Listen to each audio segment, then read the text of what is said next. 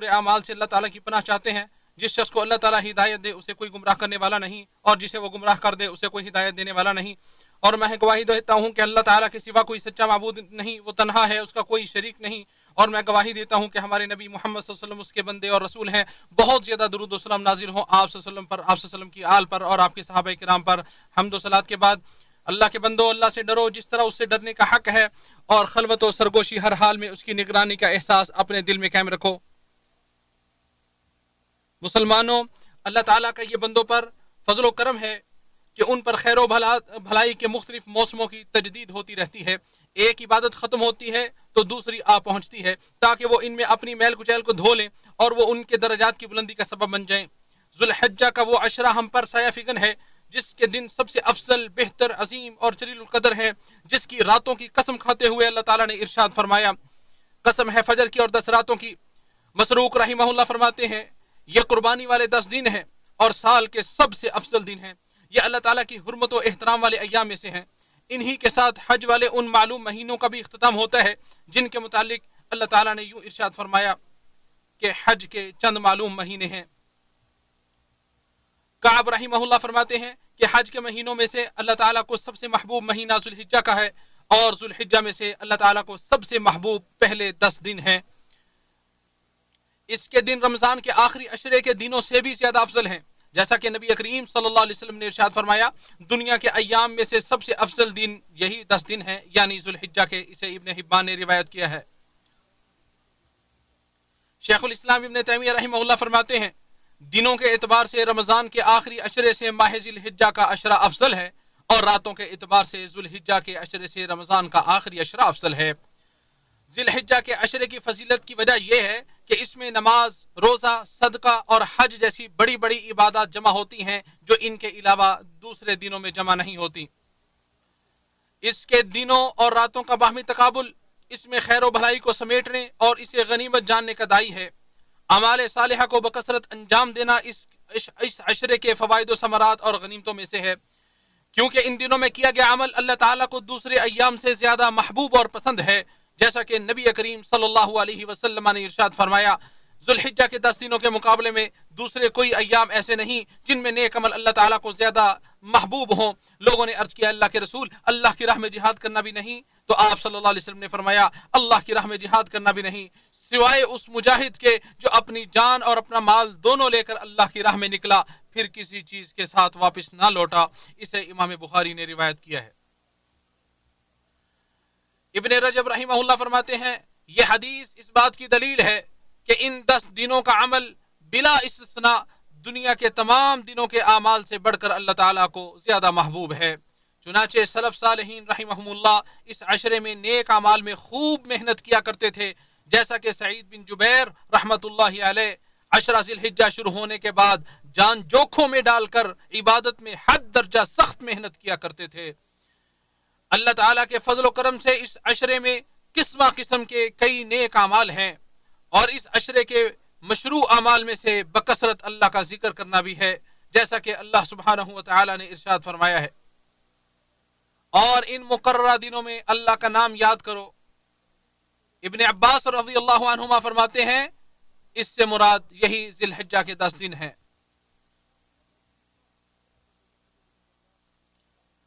اور ان میں اللہ تعالیٰ کا ذکر قربت حاصل کرنے کے لیے سب سے افضل عمل ہے، جیسا کہ نبی مکرم صلی اللہ علیہ وسلم نے ارشاد فرمایا، اللہ کے نزدیک کوئی عمل اتنا باعظمت اور محبوب نہیں جتنا وہ عمل ہے جو ذی الحجہ کے ان 10 دنوں میں کیا جائے، بس تم ان دنوں میں کثرت سے تحلیل یعنی لا الہ الا اللہ، تکبیر یعنی اللہ اکبر، اور تحمید یعنی الحمدللہ پڑھا کرو۔ اسے امام احمد نے مسند میں روایت کیا ہے۔ امام نووی رحمہ اللہ فرماتے ہیں، دوسرے ایام کی بنسبت اس عشرے میں بکثرت ذکر و اذکار کرنا مستحب ہے، اور یوم عرفہ میں بکثرت ذکر و اذکار کرنا باقی عشرے کے دنوں سے بھی زیادہ مستحب ہے، اور سب سے افضل ذکر تلاوت قرآن مجید ہے جو کہ ہدایت اور نور مبین ہے۔ جبکہ کسی بھی وقت مطلق طور پہ تکبیرات پڑھنا عشرہ ذی الحجہ کا امتیازی شعار ہے اور وصف ہے۔ عبداللہ بن عمر اور ابو ہریرہ رضی اللہ عنہم ان 10 دنوں میں بازار کی طرف نکل جاتے اور تکبیرات پڑھنا شروع کر دیتے، اور ان کی وجہ سے لوگ بھی تکبیرات کا سلسلہ شروع کر دیتے۔ اسے امام بخاری نے معلق بلا سند اس کو روایت کیا ہے. حجاج حاجی لوگ اور غیر حاجی لوگ سب کے لیے عرفہ کے دن نماز فجر سے تمام فرض نمازوں کے بعد مقید تکبیرات شروع ہو جاتی ہیں جو ایام تشریق کے آخری دن نماز عصر تک جاری رہتی ہیں. اس عشرے کے اعمال میں سے صدقہ و خیرات کرنا بھی ہے. یہ صدقہ ایسی نیکی ہے جس سے مصائب دور اور غم ختم ہو جاتے ہیں، اور سب سے بہترین صدقہ وہ ہے جو محتاجی اور ضرورت کے وقت کیا جائے اور فضیلت والے وقت میں کیا جائے، جیسا کہ نبی کریم صلی اللہ علیہ وسلم نے ارشاد فرمایا بیواؤں اور مسکینوں کے لیے کوشش کرنے والا اللہ کے راستے میں جہاد کرنے والے کی طرح ہے. راوی کہتے ہیں میں سمجھتا ہوں اس حدیث میں یہ بھی فرمایا تھا اس نماز میں کھڑے رہنے والے شخص کی طرح ہے جو تھکتا ہی نہ ہو، اور اس لگاتار روزے رکھنے والے کی طرح ہے جو افطار ہی نہ کرتا ہو. اسے امام بخاری و مسلم نے روایت کیا ہے. اس عشرے کے مستحب اعمال میں سے پہلے 9 دن کے روزے رکھنا بھی ہے. امام نووی رحمہ اللہ فرماتے ہیں یہ عمل تاکید کے ساتھ مستحب قرار دیا گیا ہے، اور عرفے کے دن کا روزہ تو گزشتہ اور آئندہ 2 سالوں کے گناہوں کا کفارہ بن جاتا ہے. اسے امام مسلم نے روایت کیا ہے. حاجی کے لیے افضل یہ ہے کہ وہ نبی کریم صلی اللہ علیہ وسلم کی اقتدا کرتے ہوئے روزہ نہ رکھے اور دعا عاجزی و انکساری کرنے کی نیت سے اپنی قوت و طاقت کو جمع رکھے. اور یوم عرفہ مسلمانوں کے جمع غفیر کے جمع ہونے کا دن ہے، آس و امید اور خشوع و خضوع کا دن ہے، تواضع انکساری اور فروتنی کا دن ہے. یہ مسلمانوں کے لیے بہت ہی کرم فرمائی کا دن ہے، جیسا کہ حدیث شریف میں ہے. آپ صلی اللہ علیہ وسلم نے ارشاد فرمایا کوئی دن ایسا نہیں جس دن یوم عرفہ سے زیادہ اللہ تعالیٰ لوگوں کو جہنم سے آزاد کرتا ہو. اسے امام مسلم نے روایت کیا ہے. شیخ الاسلام ابن تیمیہ رحمہ اللہ فرماتے ہیں عرفہ کی شام حاجیوں کے دلوں میں ایسا ایمان، نور اور ایسی روشنی، رحمت اور برکت اترتی ہے کہ جسے لفظوں میں بیان نہیں کیا جا سکتا. اور دعا ایک عظیم المرتبت اور ذیشان عمل ہے. بندہ اپنے مالک و مولا کے دربار میں اپنی حاجتیں اور ضرورتیں پیش کرتا ہے، اس سے مسلسل کرم و بخشش کا سوال کرتا ہے، اللہ تعالیٰ کے اس فرمان کی تعمیل کرتے ہوئے اپنے دل کے ساتھ اللہ کی جانب متوجہ ہوتا ہے. ارشاد باری تعالیٰ ہے بس تم لوگ اللہ کو اس کے لیے بندگی کو خالص کر کے پکارو. تو آپ بھی اسی کے سامنے سوالی بن کر مانگیے. عرفہ کے دن ہو یا عرفہ کے علاوہ دیگر دنوں میں بھی اپنی مصیبتوں پریشانیوں کو اس کے ساتھ سرگوشی کیجیے. دعاؤں کے قبول ہونے کا یقین رکھیں. اس کریم ذات سے اصرار کر کے مانگے، وہی تو پیدا کرنے والا ہے اور وہ جاننے والا بھی ہے. ارشاد باری تعالیٰ ہے اس کا حکم تو جب وہ کسی چیز کا ارادہ کرتا ہے اس کے سوا نہیں ہوتا کہ وہ اسے کہتا ہے ہو جائے تو وہ ہو جاتی ہے. ابن عبد البر رحمہ اللہ فرماتے ہیں کہ عرفہ کے دن کی گئی دعا اکثر و بیشتر ساری کی ساری قبول ہو جاتی ہے. ذوالحجہ کے اس عشرے میں قربانی والا دن بھی ہے جو دنوں میں سے سب سے زیادہ اللہ تعالیٰ کو پسند ہے اور اللہ کے ہاں سب سے عظیم ہے. جیسا کہ نبی صلی اللہ علیہ وسلم نے ارشاد فرمایا اللہ تعالیٰ کے نزدیک سب سے عظیم دن یوم النحر ہے، پھر یوم القر یعنی 11 ذوالحج ہے. اسے ابو داؤد نے روایت کیا ہے.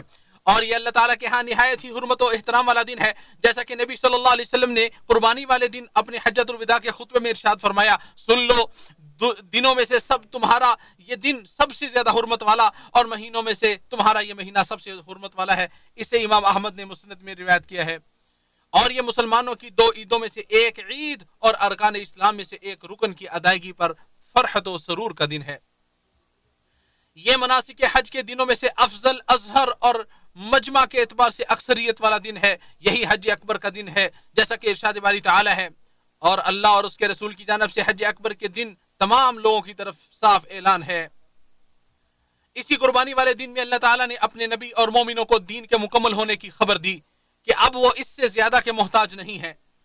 اسے اللہ تعالیٰ نے مکمل کر دیا ہے، اب اس میں کوئی کمی اور نقص نہیں ہے. اللہ تعالیٰ نے اسے پسند کر لیا ہے، اب وہ اسے کبھی ناپسند نہیں کرے گا. جیسا کہ ارشاد باری تعالیٰ ہے آج میں نے تمہارے لیے تمہارا دین مکمل کر دیا اور اپنی نعمت تم پر پوری کر دی اور اسلام کو بحیثیت دین تمہارے لیے پسند کر لیا.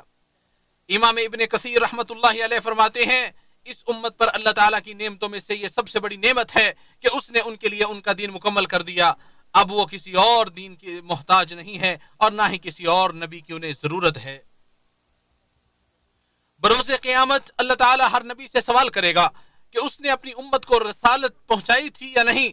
جیسا کہ نبی صلی اللہ علیہ وسلم نے ارشاد فرمایا کہ تم سے میرے متعلق سوال کیا جائے گا. اسے امام مسلم نے روایت کیا ہے. قربانی والے دن نبی صلی اللہ علیہ وسلم نے صحابہ اکرام سے سوالیہ انداز میں فرمایا کیا میں نے تمہیں پہنچا دیا؟ تو انہوں نے جواب دیا جی ہاں. آپ صلی اللہ علیہ وسلم نے فرمایا اے اللہ تو گواہ بن جا. اسے بخاری و مسلم نے روایت کیا ہے.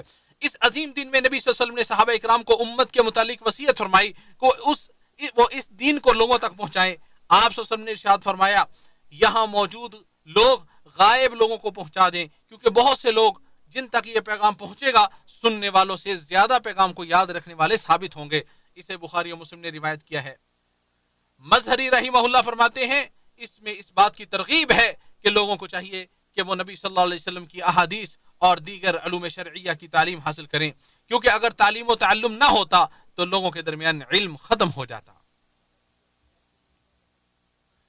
عید کی خوشیوں میں مگن ہو کر ممکن ہے لوگ ذکر الہی سے غافل ہو جائیں، تو اس لیے اللہ تعالیٰ نے ارشاد فرمایا اور گنتی کے چند دنوں میں اللہ کی یاد میں مشغول رہو۔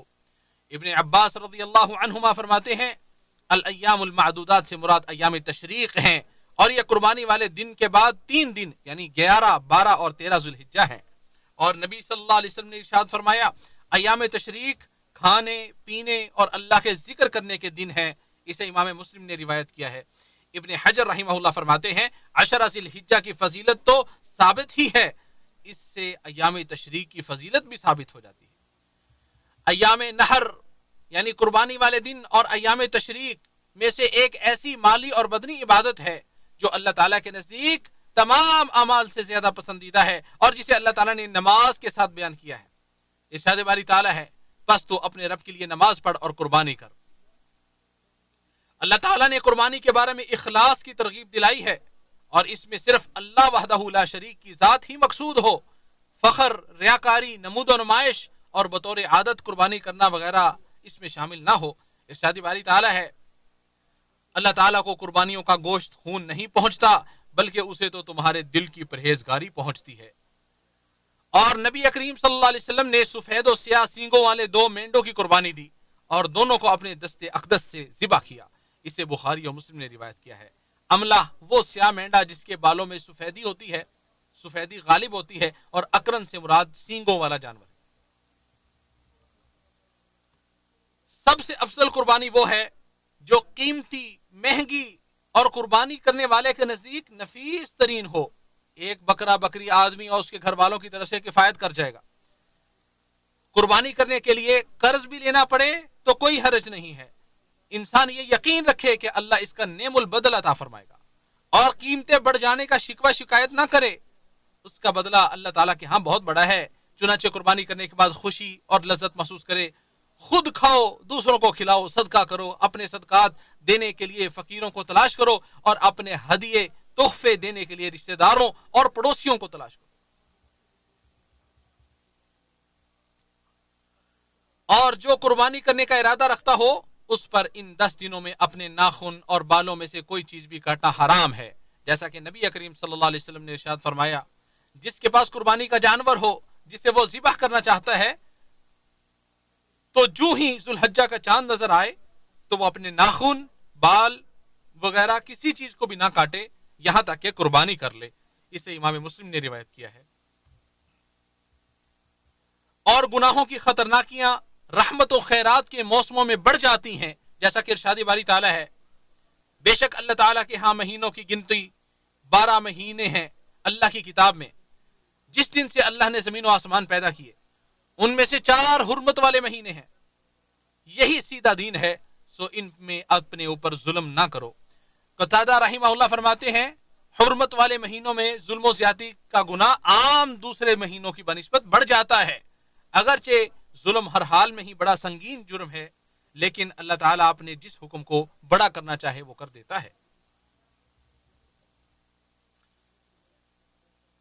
اس تمام تفصیل کے بعد اے مسلمانوں، سعادت مند وہی شخص ہے جس نے گھڑیوں، لمحوں، دنوں اور مہینوں کے موسموں کو غنیمت سمجھا اور عبادات و اطاعت سے اپنے مولا کا قرب حاصل کیا۔